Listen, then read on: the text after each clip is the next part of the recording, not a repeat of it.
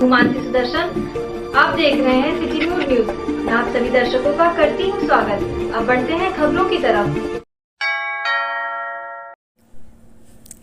अयोध्या के बीकापुर विधानसभा क्षेत्र के सोहावल स्थित आरडी इंटर कॉलेज में सीएम योगी ने बीकापुर भाजपा प्रत्याशी अमित सिंह चौहान के समर्थन में वोट मांगा और साथ ही साथ कहा कि सभी पांचों सीट पर कमल खिलाकर एक दमदार मजबूत सरकार बनाएंगे। उन्होंने अमित सिंह चौहान को एक कर्मठ प्रत्याशी बताया। इसी दौरान लोगों को संबोधित करते हुए भाजपा प्रत्याशी अमित सिंह चौहान ने प्रदेश सरकार की उपलब्धियों को गिनाया और उनकी गलती को क्षमा करते हुए एक बार फिर से उन्हें विजयश्री दिलाने की अपील की। तो वहीं बीकापुर विधानसभा के चुनाव प्रभारी कृष्ण कुमार पांडे उर्फ खन्नू ने कहा कि बीकापुर विधानसभा में काफी लोग इस जनसभा में जुड़े हैं और उन्होंने राम जन्मभूमि मंदिर का निर्माण किया और गरीब योजना चलाई।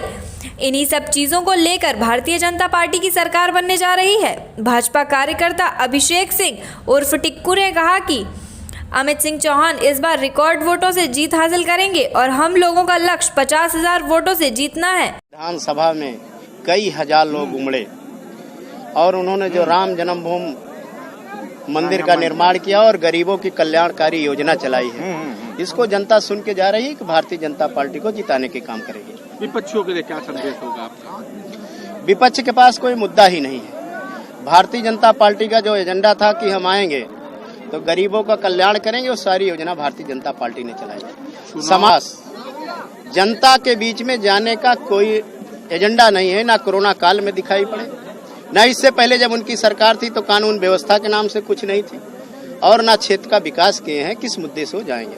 भारतीय जनता पार्टी के पास तमाम योजनाएं हैं जिसके बीच में हम लोग जनता के बीच में जाने। मैं भारतीय जनता पार्टी से बीकापुर विधानसभा का प्रत्याशी हूँ।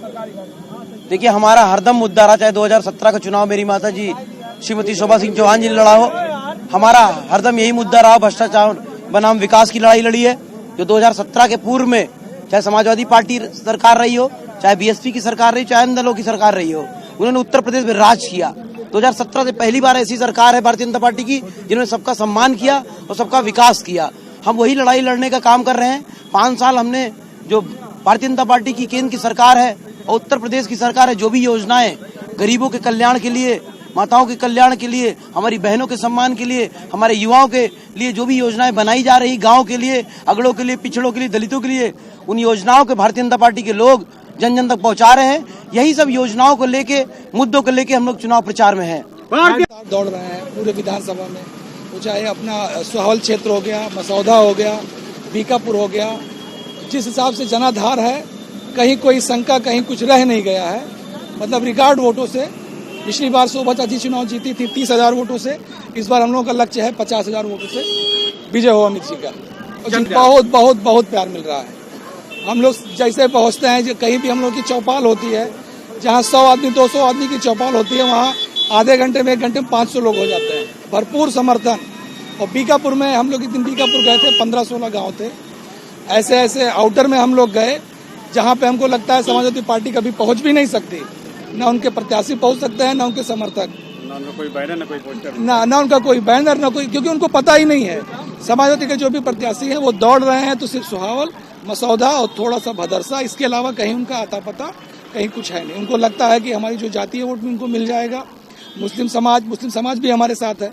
कल रात में हम लोग चिल्ला गए थे जगनपुर, वहाँ भी हम लोग कई लोगों से मिले। अभी हमारे एक बीडीसी भाई हमको मिले तहसील के अंदर, वो प्रमुखी में भी हम लोग के साथ में थे जब हुआ था ब्लॉक सोहावल का।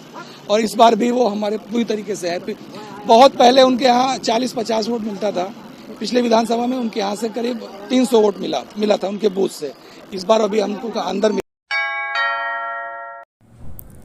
25 फरवरी को AIM के मुखिया असरुद्दीन ओवैसी अयोध्या के रुदौली दौरे पर रहेंगे, जहां वे रुदौली विधानसभा प्रत्याशी शेर अफगन के समर्थन में भलसर चौराहे पर एक विशाल जनसभा को संबोधित करेंगे। करीब 2 बजे हेलीकॉप्टर से रुदौली जनसभा पहुंचेंगे। इस चुनावी जनसभा को सफल बनाने के लिए पार्टी के कार्यकर्ता तैयारियों में जुट गए हैं। दौरे को लेकर AIMIM के रुदौली विधानसभा के प्रत्याशी शेर अफगन ने कहा कि 25 फरवरी को मुखिया असरुद्दीन ओवैसी आ रहे हैं, दोपहर करीब 2 बजे पहुंचेंगे। उन्होंने कहा कि जनसभा भेलसर चौराहे स्थित नरेश होटल के पीछे मैदान में की जाएगी। अयोध्या की जनता से अपील है कि आप लोग वहां पर आएं और उनको सुने। वह जो मुद्दा उठा रहे हैं वह हमारे और आपके लिए उठा रहे हैं। हालांकि अब देखना यह होगा कि रुदौली विधानसभा सीट से खड़े हुए उम्मीदवारों में से किसकी किस्मत जागेगी, यह तो 10 मार्च को ही इसका निर्णय आएगा। वो आ रहे हैं हेलीकॉप्टर से, तो हम लोगों ने सोचा था रुदौली में लाने के लिए, लेकिन यहाँ कोई ऐसा मैदान नहीं बचा है जहाँ पे हेलीकॉप्टर उतारा जाए। तो हमने सोचा कि भेलसर चौराहा नरेश होटल है, उनके पीछे एक मैदान पड़ा है, वहाँ हमको बुला रहे हैं और 25 तारीख को दिन के 2 बजे आएंगे। जनता से कह रहे हैं कि आप अपने हक और हकूक़ को समझिए, वैसे सब आ रहे हैं, आप लोग वहाँ आइए, उनकी बातें सुनिए, क्योंकि जो मुद्दे उठा रहे हैं वो हमारे आपके लिए उठा रहे हैं और किसी धर्म या किसी मत मजहब के लिए नहीं उठा रहे हैं, वो आम जनता की आवाज़ उठा रहे हैं। तो जनता से ये अपील कर रहे हैं कि आप लोग वहाँ आइए, उनको सुनिए। उत्तर प्रदेश विधानसभा चुनाव में 5वें चरण के मतदान वाले क्षेत्रों में अयोध्या भी शामिल है, तो वहीं रामनगरी में राजनीतिक दलों के दिग्गजों के कार्यक्रम शुरू हो गए हैं। उसी कड़ी में आज सीएम योगी ने मिल्कीपुर और बीकापुर में जनसभा को संबोधित किया। भाजपा मिल्कीपुर के प्रत्याशी बाबा गोरखनाथ व बीकापुर के प्रत्याशी डॉक्टर अमित सिंह के समर्थन में जनसभा को संबोधित किया। उन्होंने अपने भाषण में शुरुआत में ही कहा कि 5वें चरण के चुनाव प्रचार का आरंभ रामनगरी अयोध्या से कर रहा हूं। अयोध्या पहुंचे सीएम योगी आदित्यनाथ ने अपने संबोधन में जिक्र करते हुए कहा कि राम जन्मभूमि मामले में कांग्रेस सरकार ने राम मंदिर पर ताला लगवाया था, वहीं समाजवादी पार्टी ने राम भक्त कार सेवकों पर गोलियां चलवाई थी। सीएम ने कहा पूरी दुनिया आज अयोध्या की ओर देख रही है। अयोध्या का मतलब राम मंदिर। अगले वर्ष तक यह भव्य मंदिर बनकर तैयार होगा। अयोध्या को भव्य नगरी के रूप में स्थापित करना है तो पूरी यूपी में भाजपा की डबल इंजन की ही सरकार रहनी चाहिए। 2017 के पहले आपको बिजली भी नहीं मिलती थी। ईद और मुहर्रम पर यूपी में बिजली आती थी और होली दिवाली पर कटौती होती थी। अयोध्या का दीप उत्सव भी सभी ने देखा। गरीबों के घर में दीपक बनता है, फिर जब वह जगमगाता है तो पूरी दुनिया उसे देखती है। अयोध्या को उसके गौरव के साथ जोड़ने के लिए ही आपके बीच में आया हूँ। अगले वर्ष तक बनकर तैयार होगा भव्य मंदिर। सीएम योगी ने कहा कि वर्ष 2020 में प्रधानमंत्री नरेंद्र मोदी ने भगवान श्री राम मंदिर का शिलान्यास किया था। अगले वर्ष तक वह भव्य मंदिर बनकर तैयार हो जाए। उन्होंने कहा कि अयोध्या को सुंदरम नगरी के रूप में स्थापित किया जाना है तो उत्तर प्रदेश में भारतीय जनता पार्टी के नेतृत्व में डबल इंजन की सरकार रहनी चाहिए। दुनिया इसी भाव से आपकी तरफ देख रही है। उन्होंने कहा कि हम अयोध्या की 5 सीट जीतेंगे और प्रदेश में 325 सीटों पर विजय होंगे। उन्होंने कहा कि ज़्यादा सीटें जीतकर मजबूती और दमदार सरकार बनाएंगे। सीएम ने लोगों से पूछा कि सभी को 2017 से पहले सपा शासनकाल याद है, जब प्रदेश में गुंडा राज था, लोगों को अपने पर्व मनाने की छूट नहीं होती थी, लोगों को मन में अपराधियों का भय था। सीएम बोले कि भारत में बनी वैक्सीन समय से लोगों को मुहैया कराई गई। इसको प्रदेश सरकार ने मेगा कैंप लगाकर लोगों को निःशुल्क उपलब्ध कराया। उन्होंने वैक्सीन के लिए भारत सरकार और पीएम मोदी का शुक्रिया अदा किया। सीएम योगी ने राम जन्मभूमि मामले का जिक्र करते हुए कहा कि कांग्रेस सरकार ने राम मंदिर पर ताला लगवाया था, वहीं समाजवादी पार्टी ने राम भक्तों पर गोलियां चलवाई थी। श्री राम की पावन जन्मस्थली के रूप में जानी जाती है। याद करना ये चुनाव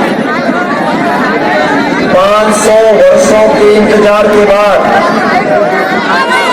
रामलला का भव्य मंदिर के निर्माण का कार्य पूरा हो है और इसलिए कोई याद करना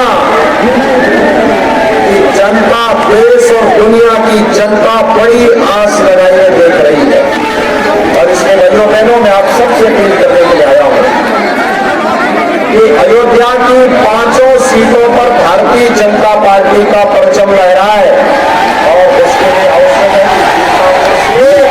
डॉक्टर अमित सिंह चौहान को विधायक बना करके आप सब भेजें। सहमत है?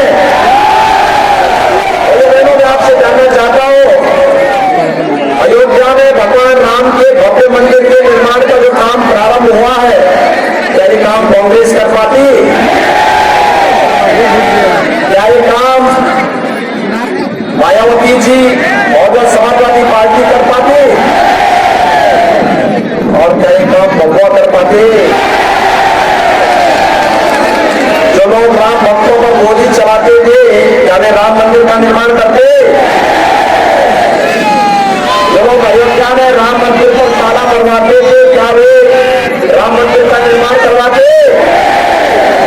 और राम मंदिर का निर्माण किया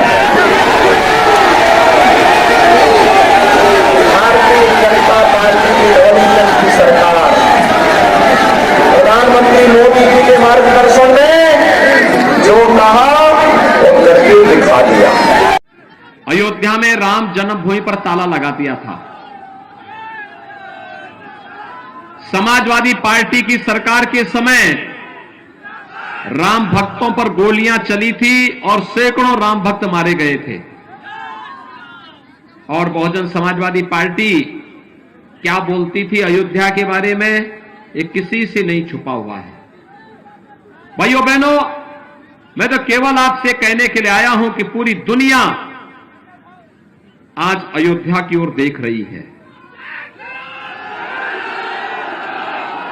पूरी अयोध्या यानी पूरी दुनिया अयोध्या की तरफ देख रही है। अयोध्या का मतलब अयोध्या में भगवान राम के भव्य मंदिर के कार्य का शुभारंभ प्रधानमंत्री जी 2020 में प्रारंभ कर चुके हैं और अगले वर्ष तक अयोध्या में भगवान राम का भव्य मंदिर बनकर के तैयार होगा। आज दुनिया आपको इस भाव के साथ देख रही है कि जब अयोध्या को दुनिया की सुंदरतम नगरी के रूप में स्थापित करना है तो उत्तर प्रदेश में भारतीय जनता पार्टी की ही डबल इंजन की सरकार रहनी चाहिए और इसी के लिए आह्वान करने के लिए मैं आया हूं। आप भी यही चाहते हैं ना? अच्छा, मुझे एक बात बताओ, 2017 के पहले बिजली मिलती थी? आज तो मिलती होगी नहीं। मैं आपसे जानना चाहता हूं, अगर मोदी वैक्सीन और बीजेपी वैक्सीन से हमारी जान बचती है तो हमें इस वैक्सीन को लेकर के इसी का साथ भी देना चाहिए। सभी लोग सहमत हैं? भाइयों बहनों, 5 साल में, याद करिए, 5 साल में हमारी सरकार ने, डबल इंजन की सरकार ने 43,50,000 गरीबों का मकान बनाया है पूरे प्रदेश में। 43,50,000 और अकेले अयोध्या जनपद में लगभग 48,000 गरीबों का मकान बना है। हमने मकान देने में कोई भेदभाव किया क्या? हर गरीब को मिला है ना? और जब विकास की योजनाओं में भेदभाव नहीं, बिजली में भेदभाव नहीं, बिजली के कनेक्शन में भेदभाव नहीं, शौचालय के निर्माण में भेदभाव नहीं और लाखों किसानों का कर्ज माफ भी हुआ और आज प्रधानमंत्री किसान सम्मान निधि का लाभ भी प्राप्त कर रहा है। कोई भेदभाव है क्या? क्या ये सब योजनाएं सपा की सरकार के समय मिलती थी क्या? समाजवादी पार्टी ने सत्ता में आने के बाद पहला निर्णय क्या किया था मालूम है? जिन आतंक 6 फरवरी की रात मुझे कार्यालय से फोन आया कि सुबह 9 बजे राष्ट्रीय अध्यक्ष जी ने फॉर्म ए व बी के साथ बुलाया है। मैं सुबह 8:30 बजे ही पार्टी कार्यालय पहुंच गया। मुझे फॉर्म ए व बी के साथ जमा करा लिया गया और कहा गया कि शाम 4 बजे राष्ट्रीय अध्यक्ष जी आपसे बात करेंगे। मैं कार्यालय पर ही मौजूद रहा। रात 8 बजे के बाद जब राष्ट्रीय अध्यक्ष जी आए तो मैंने उनसे मिलने के लिए आगे बढ़ा, लेकिन मुझे चपरासी ने बताया कि राष्ट्रीय अध्यक्ष जी आपसे नहीं मिलेंगे। देर रात में मालूम हुआ कि रुदौली से आनंद सेन का टिकट फाइनल कर दिया गया है। मैं मायूस होकर लौट रहा था, सफदरगंज पहुंचा था, तभी पवन जी का फ़ोन आया कि बहन जी ने आपसे सुबह मिलने के लिए कहा है। मेरे पास कोई चारा नहीं था। अगले दिन 8 फरवरी नामांकन का आखिरी दिन था और कितना इंतज़ार करता। यह बातें विधानसभा क्षेत्र रुदौली से बहुजन समाज पार्टी के प्रत्याशी अब्बास अली जैदी उर्फ रुजदी मियां ने नगर रुदौली के नवाब बाजार चौराहे पर रविवार की शाम नुक्कड़ सभा में रविवार दोपहर को सोफियाना मैदान में हुए सपा की जनसभा में अखिलेश यादव के उस वक्तव्य का जवाब देते हुए कहा जिसमें अखिलेश यादव ने रुजदी का बिना नाम लिए गब्बर की ओर इशारा करते हुए कहा था कि जो चले गए अगर वो थोड़ा इंतजार कर लेते तो मुझे इन्हें न लड़ाना पड़ता। रुश्दी ने सपा राष्ट्रीय अध्यक्ष द्वारा टिकट देकर वापस लिए जाने का वक्तव्य जनता को बताते हुए भावुक हो गए। उन्होंने कहा कि जनता चाहती है कि रुश्दी ही चुनाव लड़े। यह कहकर अखिलेश यादव ने मुझसे वादा किया था कि किसी को टिकट नहीं दिया जाएगा। फिर भी मैंने उनसे कहा था कि किसी बाहरी को टिकट ना देकर आप रुदौली के ही किसी नेता को टिकट दे दीजिए, मैं उसमें संतुष्ट रहूंगा। बसपा प्रत्याशी ने कहा, जिसने मेरे साथ वादा खिलाफी की उनकी पैदाइशी के पहले मैं समाजवादी पार्टी के साथ जुड़ा था। रुश्दी ने कहा कि मैंने रुदौली के लिए 10 साल इंतजार किया और बाहर को टिकट देने से पूर्व मुझसे बात करना भी मुनासिब नहीं समझा गया।